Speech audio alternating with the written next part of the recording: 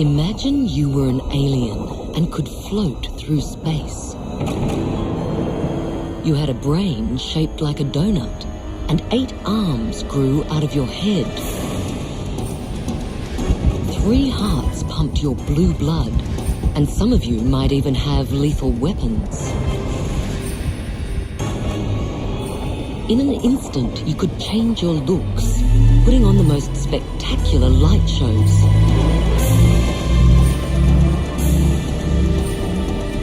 But above all, you were intriguingly clever.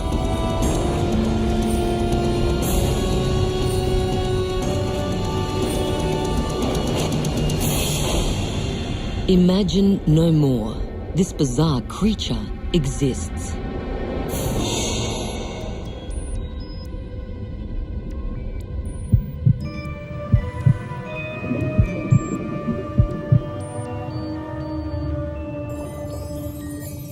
When you come across your first cuttlefish, they are the most amazing creatures. They're either a pair of eyes staring out of a bush of seaweed, or they're these sort of small alien spaceship, and you couldn't get a weirder looking animal underwater. Captivated by these highly alert creatures is marine biologist Dr. Mark Norman, a senior curator from Australia's Museum Victoria. The thing that fascinates me about cuttlefish is that they are so different from what's familiar to us. And when you dive with them and see all the things they're capable of, you just can't help being drawn to them.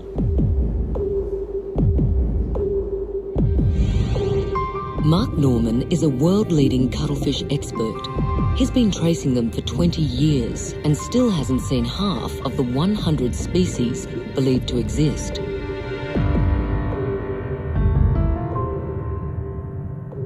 These aliens live in oceans around the world, and they have a unique trademark which gives them their name.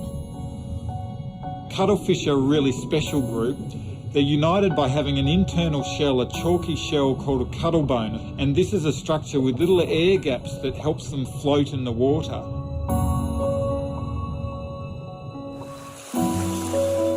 Most of us know their washed-up bones from the beach, or as calcium snacks for pet birds.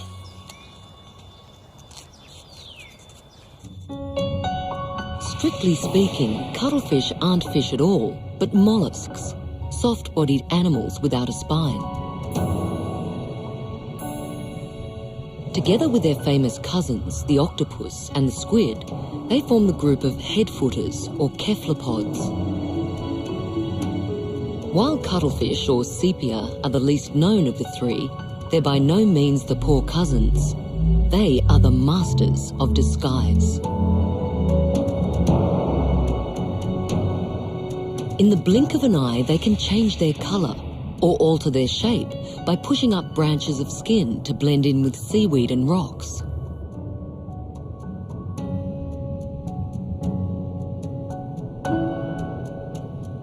They've developed this skin that can do the amazing changes in colour and changes in shape. And what fascinates me the most is how different cuttlefish species have taken that basic tool that probably evolved for camouflage, and they've taken it a step further and said, all right, how can we use this in other ways? So just what are their pyro tricks for?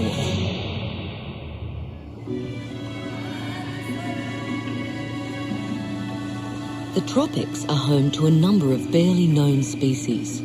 Here in Indonesia, Mark and his local dive guide Ronald are on the lookout for a very peculiar shapeshifter. Very nice place. What is the diving like? What's here? Is it coral? Over the coming weeks, they'll search the reefs for the elusive broadclub cuttlefish, a species known for its striking light shows.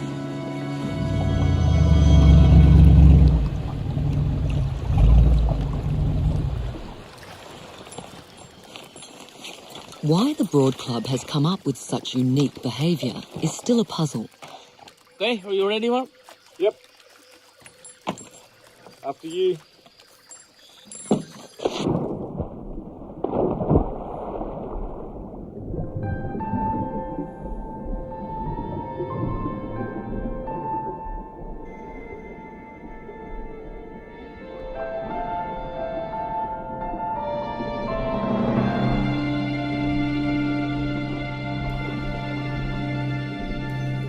The first problem when you come to these sorts of tropical areas is just even finding an animal. You swim over huge areas of reef and you're probably swimming over lots of animals, but you have no idea they're there because they're excellent at camouflage.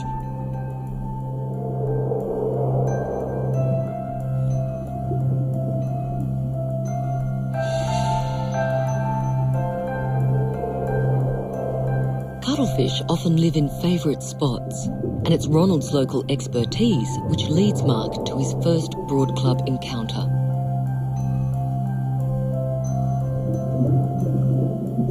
When you first approach cuttlefish, within sort of 10 or 15 minutes, you can get fairly close to them and they're checking out you as much as you're checking them out. And that's the most exciting time to sit and watch their behaviours, because after a while they get used to you and they will allow you to accompany them while they go off to catch food. And these guys have developed the most amazing way to do it. Cuttlefish are always hungry, constantly on the lookout for a meal.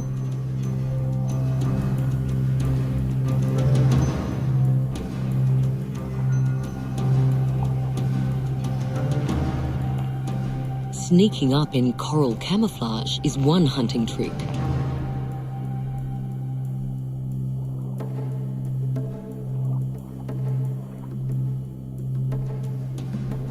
But if this fails, the Broad Club begins a mesmerising show that no other cuttlefish is known to use.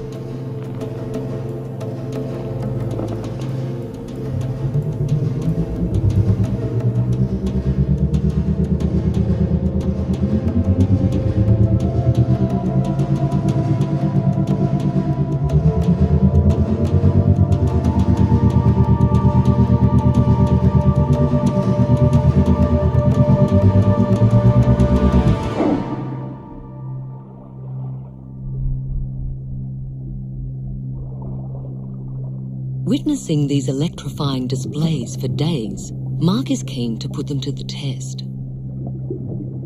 I'm very interested in this strange feeding behaviour, and so to try and understand what's going on, we need to get them to do this behaviour on cue whenever we want it to happen. By handing them live prey or decoys, they start doing the behaviour. You can start analysing what is it that sets them off, when it works best.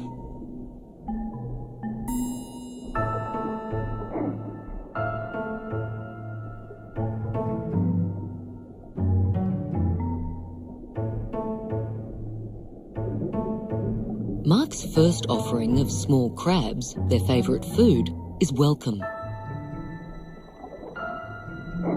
But it doesn't trigger too many light switches.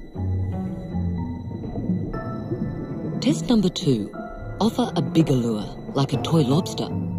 Will this do the trick?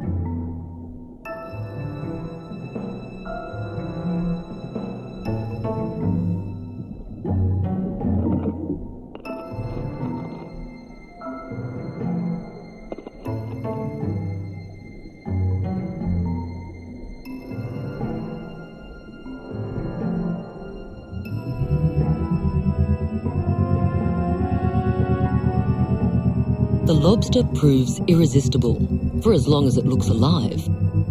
Once it stops moving, the Broad Club seems to lose its appetite.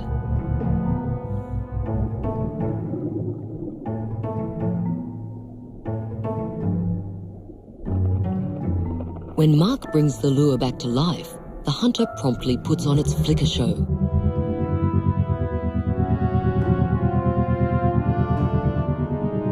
But only until the lobster goes quiet again.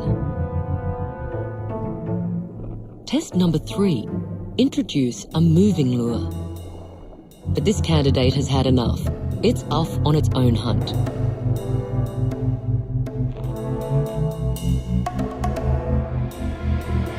Cuttlefish like their meals alive.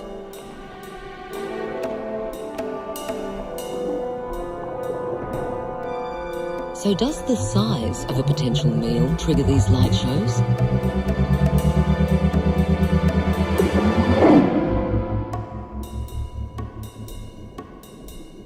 Well, it seems that for smaller prey or once they're well fed, they almost don't bother doing it. But with the bigger lures and the bigger crabs, the cuttlefish do a really good detailed display to sort of stun or to dazzle the prey long enough to slow them down, and then the cuttlefish could come in and nail them in the way it wanted to. In the case of the crabs, the cuttlefish wanted to grab it from behind so those big dangerous claws were out of the way of the attacker. The secret is positioning. If you don't want to lose one of your arms, you'd better get the right grip on your prey. But back to test number 3. The most interesting is when you offer a broad club cuttlefish a live animal in a glass jar. It gives you a perspective where you can move the jar around and see what it looks like from the prey's point of view. It looks like they're sort of effectively hypnotising their prey. It's fantastic. They get very excited, come in and nail the glass, get confused, the water's solid and they can't get through the water, and they continually try and get in at different angles on these glass containers. Every single cuttlefish starts off with the same hungry determination, but Mark can't fool them for long. They learn really quickly. It only takes a few strikes before they realise they're not getting the crab. It's a total waste of time. You can sort of see them mentally turn off and sort of drift away. You get a sense there's a hell of a lot going on in those brains, but we're struggling to kind of understand how they work. Cuttlefish share something with us: brain power. Just as we have the biggest brains of all mammals, they have the biggest brain-to-body ratio of all invertebrates. But does this mean they're actually intelligent?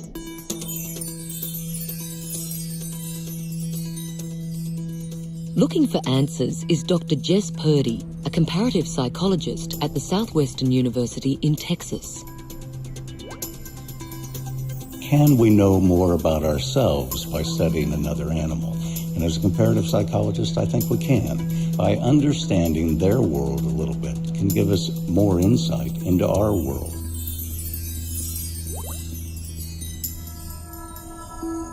Cuttlefish are very foreign to us, but their brains could provide insights to one of the big questions in science: the evolution of the human mind.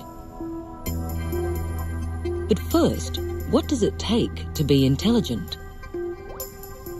You can talk about intelligence as learning, and learning can be defined as a relatively permanent change in behavior as a result of experience. Let's go back a step. The Broad Club, initially intrigued by the crabs in the jar, quickly lost interest. Basic learning is measured on 3 levels. The first thing that animals need to learn is that certain stimuli aren't meaningful biologically. They aren't going to hurt you, they aren't going to provide food for you, etc. They are safely ignored. That means that we've habituated to that. The second form of learning that we've looked at is classical conditioning, and in that situation, an animal makes an association between 2 stimuli. One stimulus predicts another. The experiment that we do with Troy, the toy fish, is actually asking that question. Can a cuttlefish make an association between this object, which is not food, and food? Will the cuttlefish learn that this wannabe fish is just an indicator? Can they understand that Troy's only role is to signal something important? In this case, food. The experiment as you see it looks very simple. You see somebody simply drop a toy fish in, and then a little bit later drop a fish in. But there is a whole lot going on intellectually in terms of what the animal is doing. To prove it, a second group is tested. Again, Troy does his usual rounds, but this time the animals don't strike at him. Why? Because Troy does not predict live fish, and consequently loses his appeal. Repeated trials confirm it. The group given fish keeps on striking Troy. The others stop. So we're seeing a difference between these 2 groups, and the difference is learning. The third thing that's important for animals to learn is the animal has to respond in order to get something, and that's called instrumental conditioning. All right, Neil, I'm going to set the equipment up. To demonstrate this advanced level, the animals must learn a completely new trick and remember it over a period of months. Okay, guys, we're ready to go here. Can cuttlefish learn to use an automated feeder, like pressing a button on a drink machine, or in their world, hitting the jar to get food? All right, there's an orienting response. And it shouldn't just hit the jar because something moves inside. It should hit because it expects a fish to be dropped.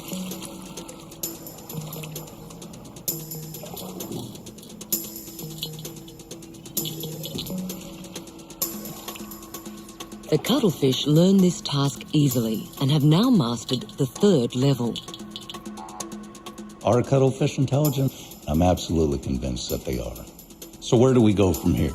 We've demonstrated habituation learning, we've demonstrated classical conditioning, and we've demonstrated instrumental conditioning. But is it the level of cognitive complexity that we think these animals are capable of? Have we seen how smart they are at this point? And I don't believe we have. For any creature, intelligence is directly linked to its own natural world. To understand just how clever cuttlefish are, we need to look for clues in the wild. And there is one place where they put on the biggest show of their life.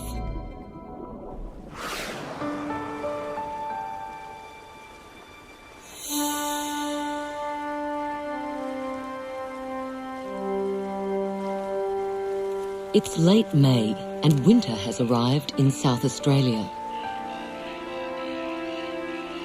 The sea temperature has dropped a few degrees and nature seems to have slowed down at this remote end of the Spencer Gulf. While life on shore slips into the sleepy season, tempers are heating up below. Now, the biggest cuttlefish in the world, the giant cuttlefish, come to life.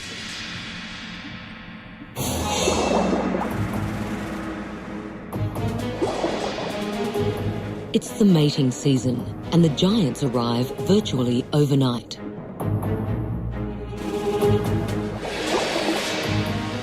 Giant cuttlefish coming together to breed is the most dazzling shows that they can do in these colour and shape changes.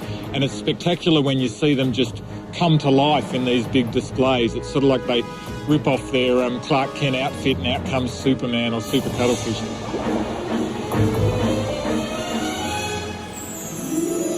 Giant cuttlefish can grow up to 1 metre in length. Eye to eye, the big males try to outdo each other with the most intimidating body patterns. The smaller females seem unimpressed.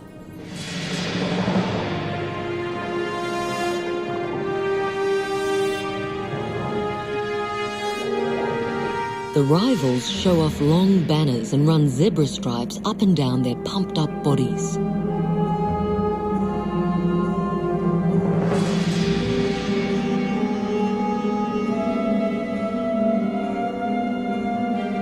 They remain at loggerheads until one of them loses stamina or confidence.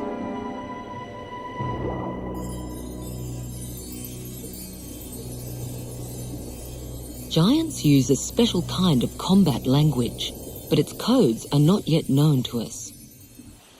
Okay, let's try this thing. The thing to work out is how far we have to curve it, because it'll distort, won't it?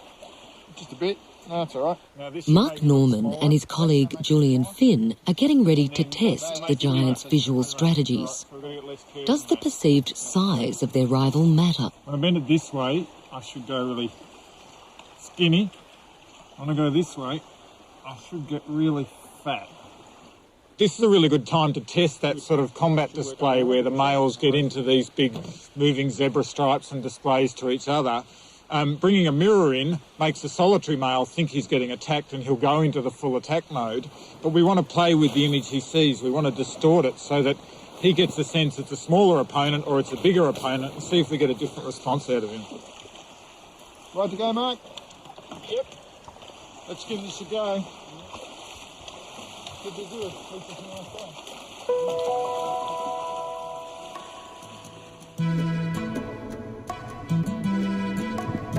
The trick for Mark will be to engage the single-minded males without scaring them off.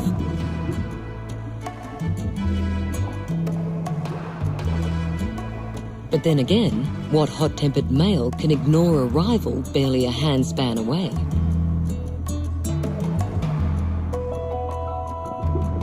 The question is, does the reflection of a mini-me or a super-me change their plan of attack?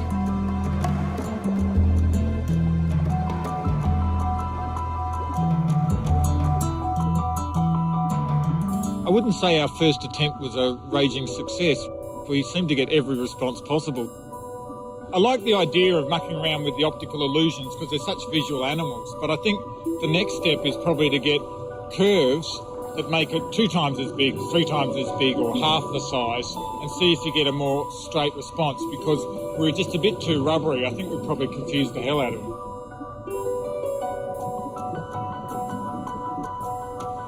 The mirror proves so attractive, even the girls take a quick look.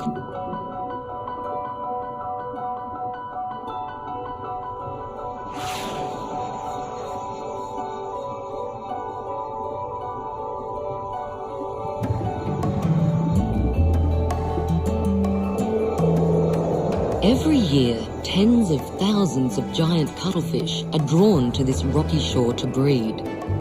These mass gatherings happen nowhere else in the world.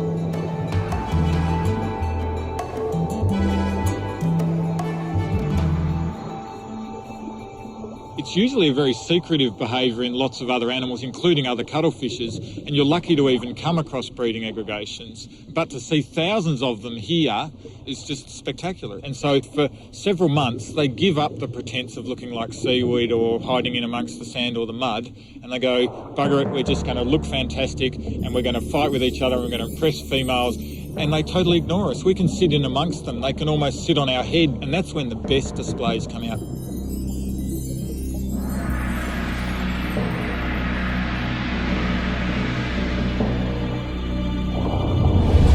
The males turn territorial. Guarding the best rock means attracting the most females in search of egg-laying spots. And the bigger the male in his rock, the more competitors hang around, all just waiting for their chance to get to the female below.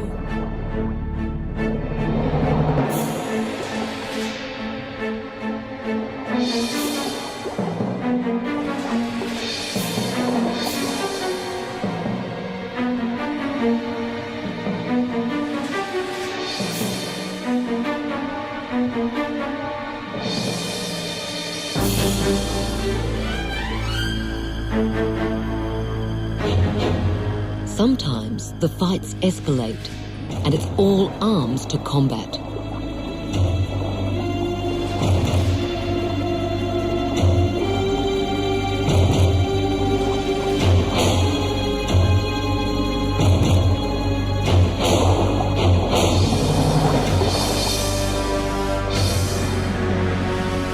An inky smokescreen might be the last chance to escape serious battle wounds.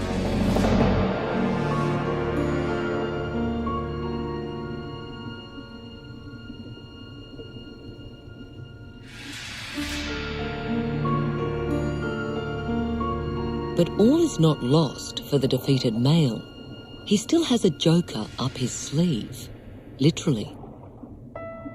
The really interesting thing in this system is actually far less obvious, and when you first dive with them, you don't see it. It takes a while before you realise what's going on. The small males who have no chance in a contest with a big male are actually doing something completely different. They're effectively cross-dressing. They're dressing up as a female by pulling in their webs and putting on this mottled colour pattern and gliding past these big aggressive males pretending to be a female and will come into the female underneath.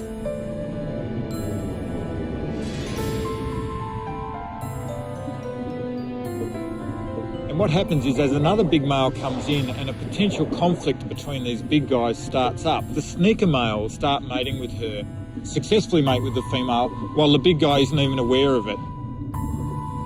To get the girl takes brawn and brains. But trying to kidnap her proves a bit too cheeky. His cross-dressing busted, the swindler promptly switches back to his male ego. The thing that fascinates me about cuttlefish is that they've developed this skin that can do the amazing changes in colour and changes in shape.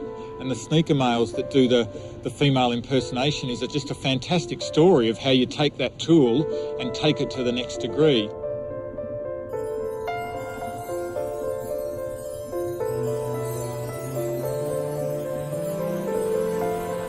After these cunning strategies, the actual mating seems a straightforward affair.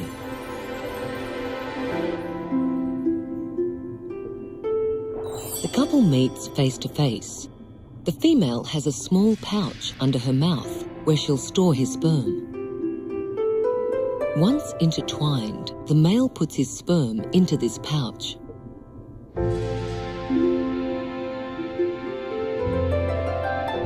Over the weeks, many males will mate with her, and each of them wants to be the last partner before she fertilizes her eggs.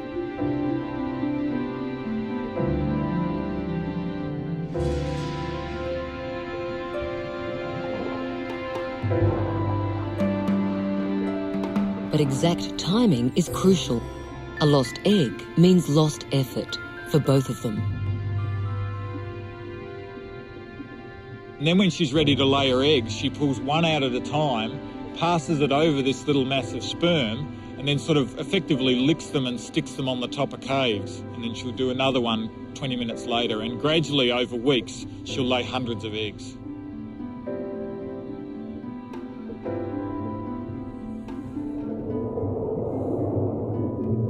Towards the end of the season, Mark and Julian find countless eggs crammed under every rocky shelter.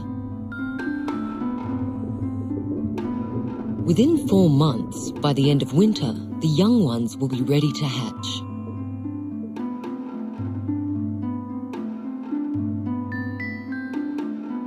But the little giants will start out alone. The mating has taken its toll on the parents, and soon their lives will be all but over.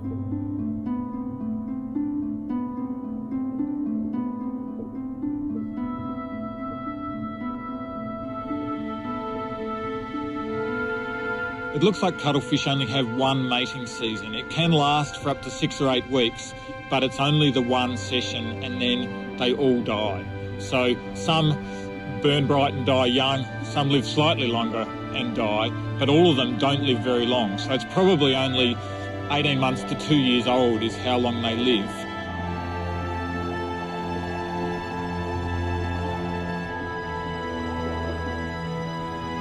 With such a short lifespan, it's even more startling just how clever they are.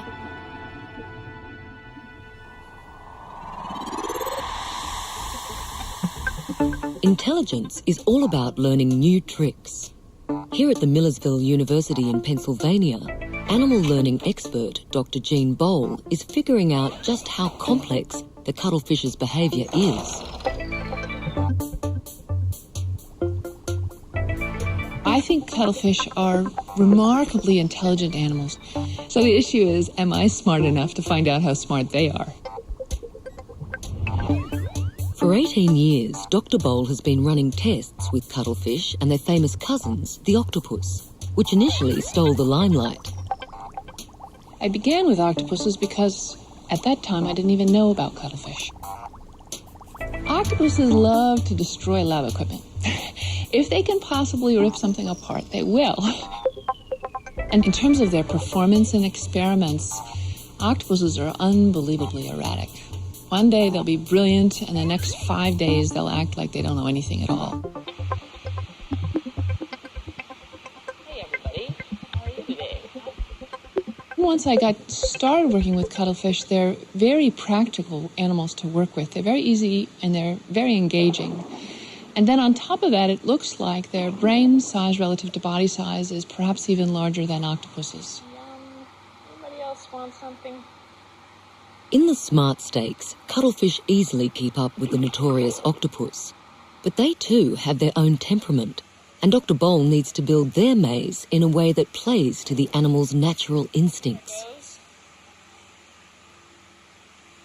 The real difficulty for me is to find out how to ask them so that they can tell me what they know. They're certainly not going to tell me verbally.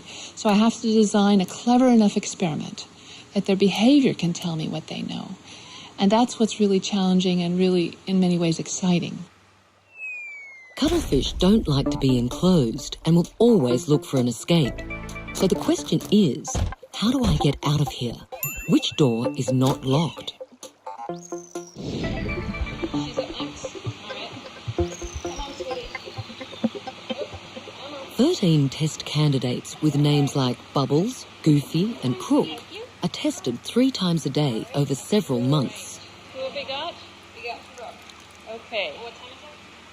2:30? Okay. The quicker they find the open exit, the more they've learned and remembered the maze design. The cuttlefish maze has a starting tube where they go in and just calm down for a few seconds. In she goes. She's in. 3, 2, 1. Doors open. And then there's a larger arena, and they have to decide whether to go to right or left. And there are features in there to help them distinguish that. One door will be open to the right or left, and the other will be closed with a transparent door. So they have to learn which way to go. First, they have to learn to go left, and then later they have to learn to go right. And then once they mastered that, they have to go left. And they got faster and faster and faster at that. Once they've learned the concept of changing directions, the trials are stepped up a significant notch. The current problem that I'm working on is conditional discrimination learning, which is you learn to solve one maze, and then you learn to solve a different maze, and then I test the 2 mazes mixed up together. Can you remember the 2 things at once? And we have good evidence that the cuttlefish can do this. Problem-solving learning is often ordered on a scale that goes from 1 to 8, with humans at 8, and most invertebrates perhaps at 4. This would be the first demonstration of a level 5 task being solved by a cephalopod, which is truly extraordinary for an invertebrate animal. And it's not the only breakthrough discovery. Physically, our nerves work the same way as the cuttlefish's. Their lives are very short, yet their brains are highly complex. This makes them ideal subjects for brain research, to understand how our own brains grow and decline. It could help us treat age-related diseases like Alzheimer's. And they're not only equipped with remarkable brains.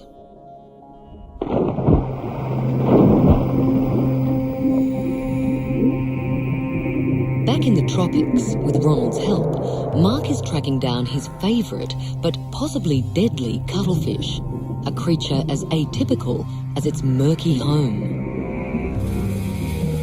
These muck dives on sand and mud areas are very different. They feel very solemn and dark and moody. You have these black plains going everywhere. The few animals you do pass are either covered in poisonous spines or pretending to be dead leaves. You get this feeling that it's just oppressed by predators. This is a place of the weird and the wonderful, where standing out or blending in depends on whether you hunt or are hunted. Like the rare mimic octopus.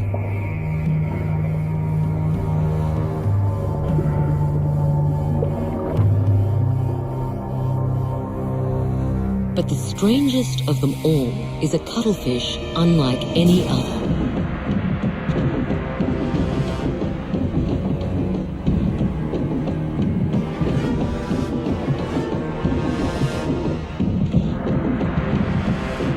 For a start, it's walking, not swimming. and in a way that surprises even the experts. It's still really foreign for me to watch a cuttlefish walking around on the seafloor. They'd actually look like these prehistoric lumbering monsters sort of walking through these ancient black deserts. Only about the size of an egg, this enigmatic little critter has made a huge impression on Mark.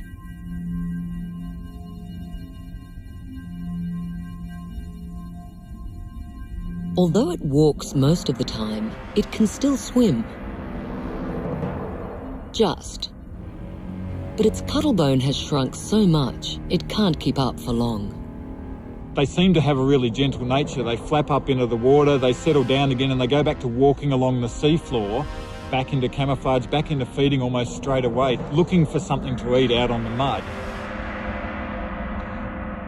Like its big brothers, this cuttlefish has to grow fast and is always hungry.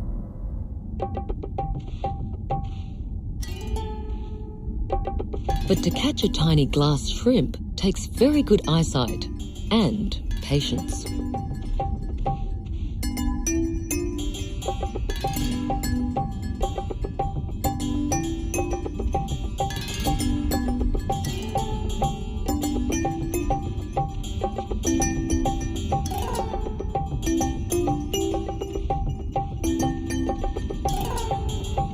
Stalking its meal in spiky disguise, it aims its feeding tentacles like a pool player, ready to hit the target.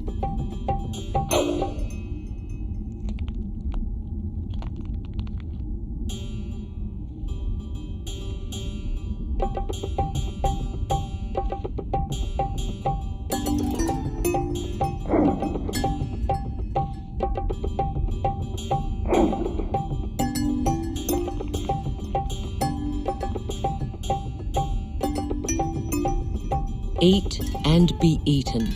For every creature, there's a hunter lurking.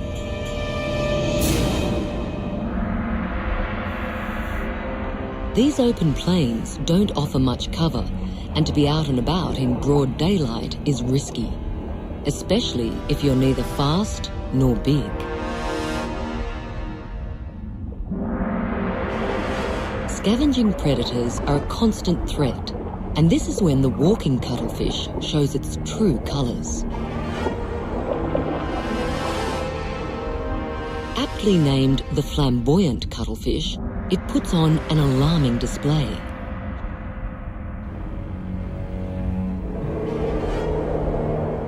When something comes too close, they'll flare up the arms and they walk around flashing these colours and advertising these really bright colour patterns.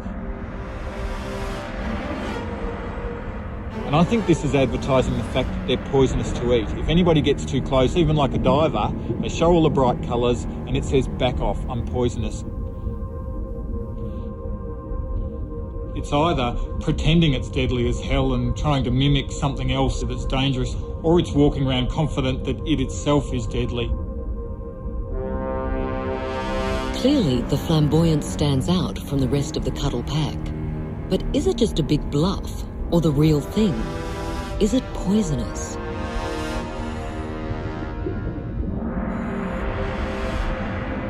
To find out, Mark and Ronald need to look for a fully grown animal, and freshly laid eggs are the best indication that a mature female is around.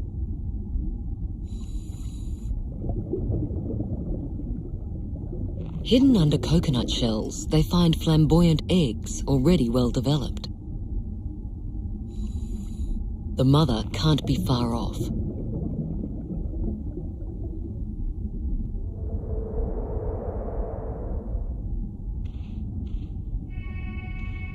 It's a challenge for a flamboyant mother to find a safe spot for her eggs. Without rocks or caves, old shells are the next best thing.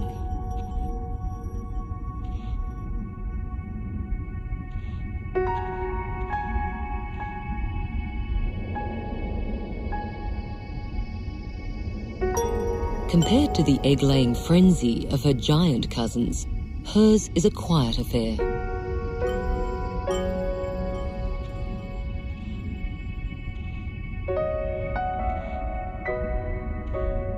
She lays up to 100 eggs, a truly exhausting task. And with the laying done, she'll soon die naturally.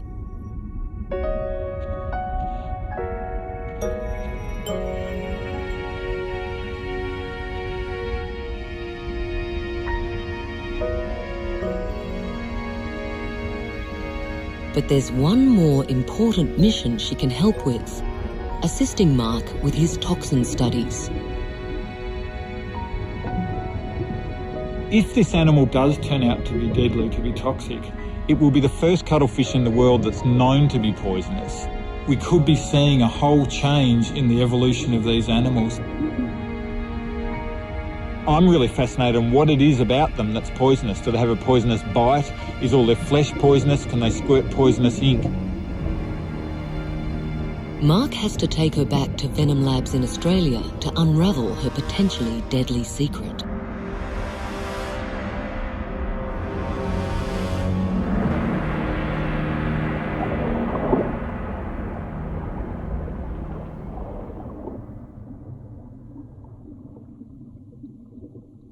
The winter storms have finally passed, and the deserted mating grounds of the giant cuttlefish slowly begin to warm. The parents have died more than 3 months ago, but the next generation of giants is about to start their lives.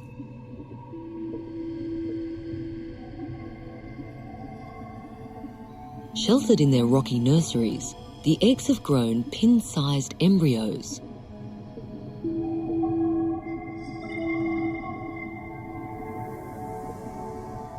Sucking up energy from the yolk, they've grown 8 arms, red dot eyes, and their family trait, the cuttlebone.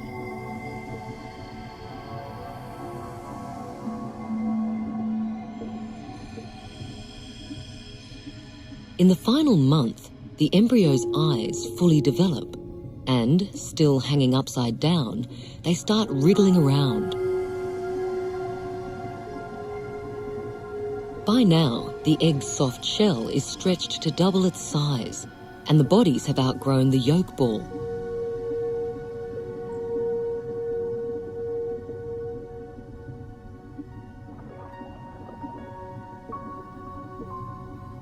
Once they start floating upright, the little giants prepare for the outside world. All their organs are now developed, and they can already change the colour and shape of their skin.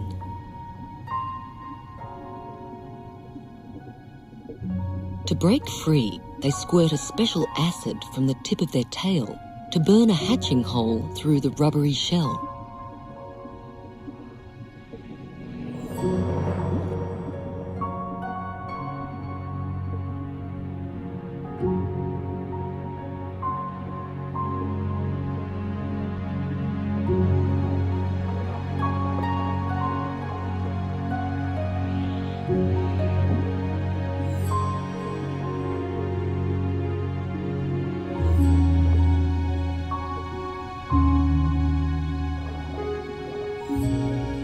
Barely the size of a fingernail, the tiny giants emerge like miniature adults, with suckers, ink, and all.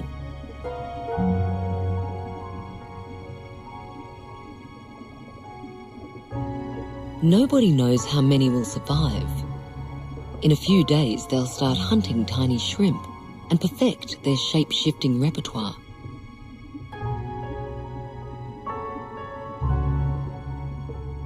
But they've got to watch out. They're on the menu for almost anything with a fin.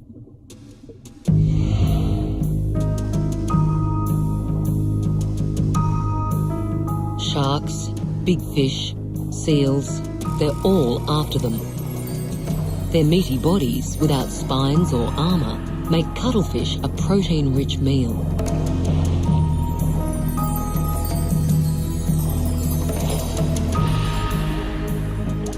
Camouflage is the cuttlefish's main defence. While they're invisible, they're safe.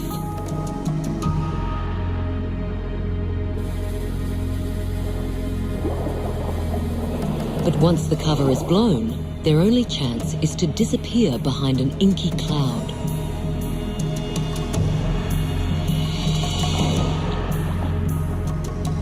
Dolphins have developed a special taste for cuttlefish.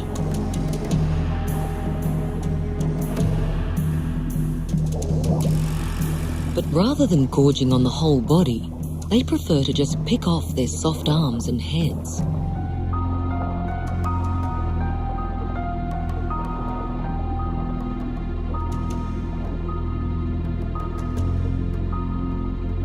Leaving behind tattered bodies, they provide a free meal for many more creatures.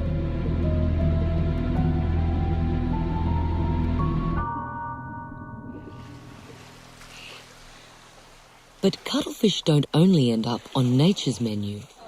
Our ever-growing appetite for seafood makes us one of their most voracious predators. Cuttlefish, octopus and squid are eaten around the globe, harvested on a large scale. The total reported world catch is more than 3 million tons per year, worth more than $6 billion annually. Our taste for all things calamari overwhelms even their best camouflage.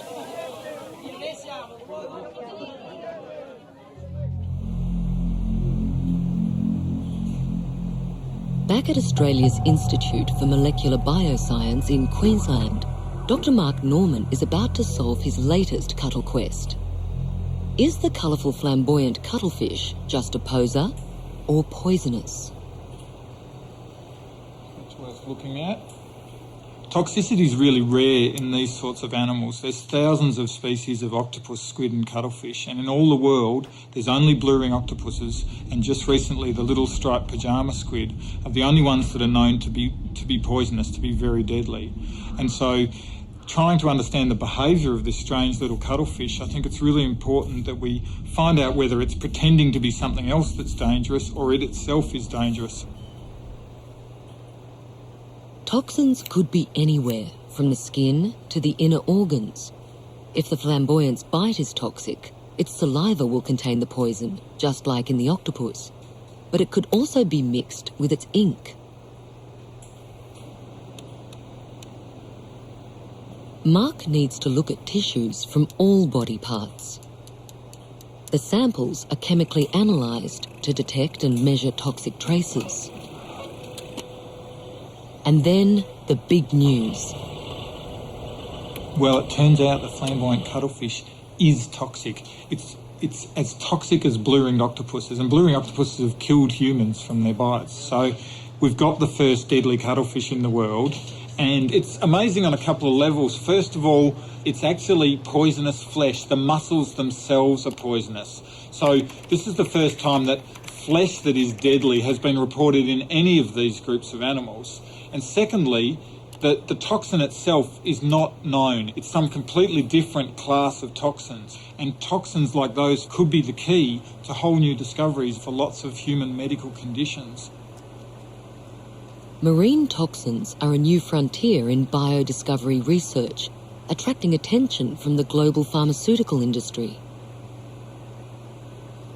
Manufactured in laboratories, the flamboyant's novel toxins could lead to powerful new drugs to treat chronic pain in cancer or arthritis sufferers.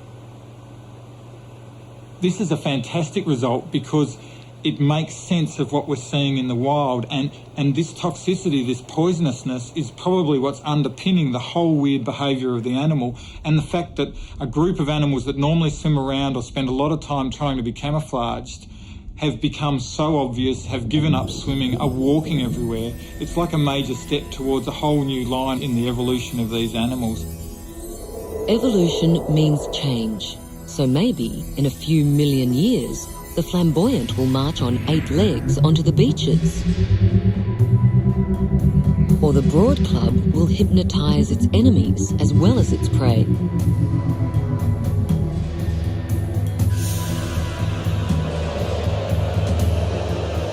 Perhaps the giants will invent even more daring strategies to outwit their rivals. Cuttlefish are amazing and clever creatures.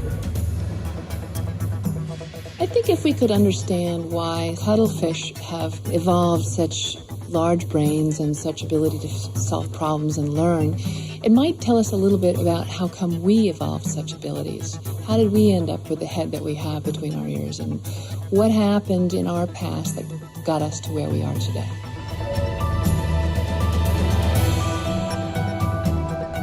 Cuttlefish research is still in its early stages, and we don't yet know where this brainy bunch could take us. We are testing an animal that's very alien. I mean, it's as close perhaps as we're going to get to studying, at least that I'm going to get to studying an animal on another planet. And is that exciting? That's very exciting.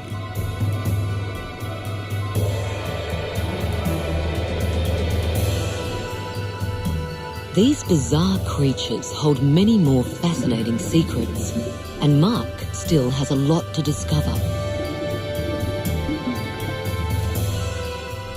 I hope in my 80s and 90s I'm still wandering around underwater with a walking frame following these things around, because it'll take 100 lifetimes to get a handle on these animals.